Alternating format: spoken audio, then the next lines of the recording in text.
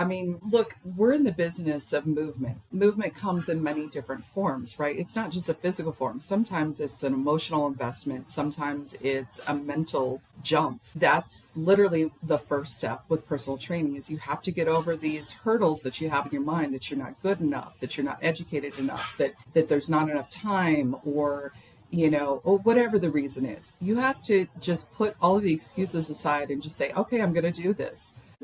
Don't know everything about it, but I can show you X, Y, and Z, and then we're going to learn along the way. It's a good way of looking at it.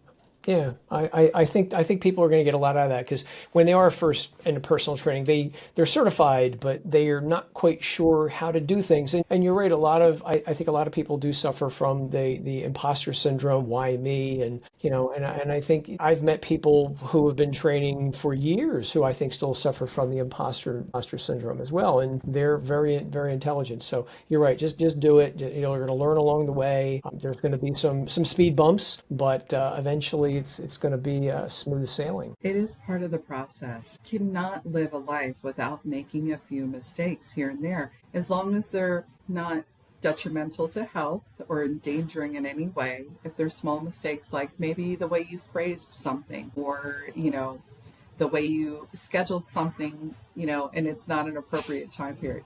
Anyway, whatever the mistake is, the point is to learn from the mistakes. Our bodies learn from different movements, from different ways of adjusting ourselves. Why wouldn't the mind? It just makes sense. There's a quote that I always remember, and I don't even remember who said it. Experience is the fruit of the tree of errors.